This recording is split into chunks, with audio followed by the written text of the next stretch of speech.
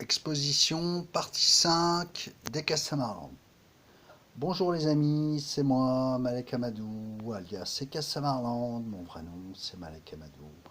On reprend l'exposition, il me reste quelques dessins à vous montrer, ceux qui me restent, qui n'ont pas disparu de chez moi, parce que beaucoup de choses disparaissent de chez moi, je vous cache pas qu'on vit dans un drôle de monde. Vous vous êtes rendu compte vous aussi qu'il se passait des trucs bizarres? Il se passe des trucs bizarres. Bon, on reprend l'exposition, partie 5. L'orque. Allez, je vous le montre de plus près. Regardez comme il est féroce. Voilà, c'est un orque que j'ai dessiné au crayon. Tout d'abord, je dessinais au crayon quand je faisais du numérique. Je numérisais avec une imprimante, scanner. Et donc je scannais le dessin et puis après je le colorisais avec une version réduite de Photoshop. Maintenant je n'ai plus d'ordinateur, je n'ai plus qu'un téléphone, je ne peux plus rien faire, tous mes outils sont tombés en panne, je n'ai plus rien, plus grand chose. Enfin si, il me reste des trucs.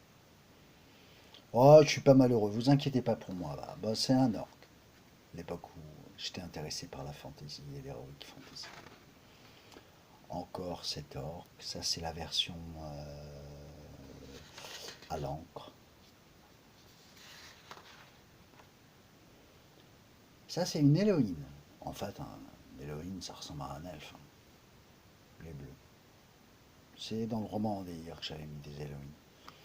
En fait, ce sont tout simplement. C'est très inspiré des elfes quand même.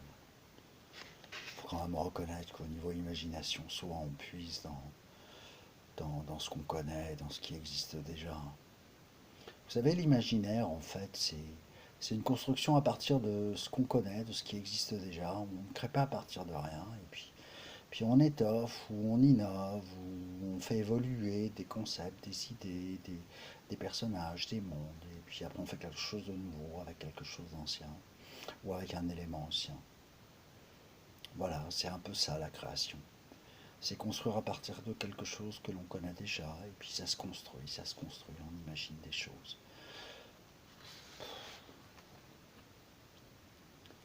Bon, ça c'est la magicienne oubliée. Alors ça c'était pour illustrer une magicienne qui a été enfermée dans une tour, que j'ai mise en scène à l'époque où j'écrivais de l'heroic fantasy dans le roman. C'est pas un roman, c'est un recueil de nouvelles, Légendes des mondes fantastiques, qui a été publié sur Amazon. Il y a beaucoup d'histoires de dragons, d'heroic fantasy, il y a même des vampires et des loups-garous dedans, mais il y a beaucoup d'heroic fantasy, beaucoup de personnages d'heroic fantasy, des magiciens, des guerriers, tout le tralala. Dans le recueil de nouvelles, Légendes des mondes fantastiques, elle c'est la gardienne oubliée. Elle a été enfermée dans une tour, elle pleure. Ça c'est un dessin que j'ai fait qui s'appelle le squatter. Alors le squatter, l'histoire du dessin. Bah en fait, j'étudiais le mouvement. Et puis j'avais trouvé une image, des images en fait d'anatomie qui montraient des corps humains en mouvement. Donc il y avait juste la position du corps humain, c'était une image de synthèse. Et puis je l'avais devant moi, j'ai pris une feuille et j'ai dessiné ce personnage. J'ai mis un skate, des vêtements, des cheveux, j'en ai fait un jeune skater. Voilà. Mais le mouvement était en fait. J'étudiais le mouvement à l'époque. Ça reste une pièce originale dont je suis l'auteur quand même.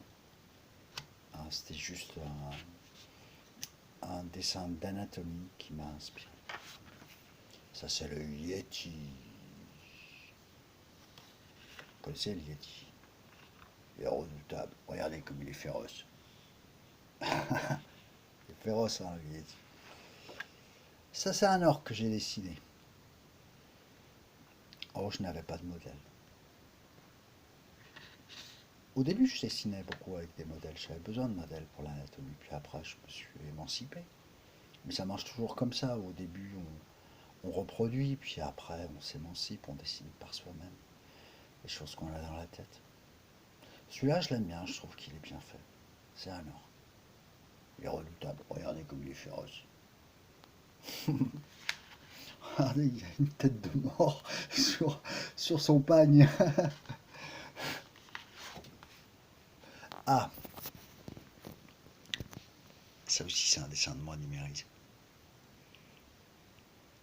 Ça c'est inspiré du Seigneur des Anneaux. Vous vous rappelez, il y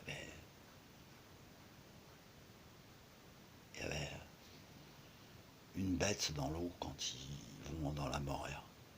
En fait, c'est inspiré de ça. Ah, je vous avoue, j'ai regardé le Seigneur des Anneaux. J'ai été inspiré par le Seigneur des Anneaux. Ça a inspiré le roman d'Éir. Il y a beaucoup de choses qui sont inspirées du Seigneur des Anneaux. Bah oui, c'est comme ça que ça marche l'imaginaire. Quand on est marqué par une œuvre, c'est pas qu'on la copie, c'est qu'on s'en inspire. Parce que Andéir, ça reste une œuvre originale de moi. Enfin, je crois. En tout cas, j'ai pas été accusé de plagiat, je crois pas.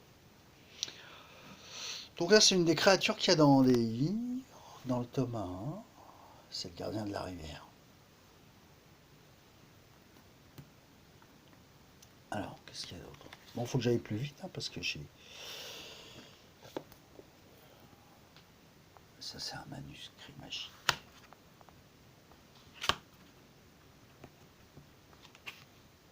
Regardez, il y a des lettres de feu. C'est dans Andéir aussi.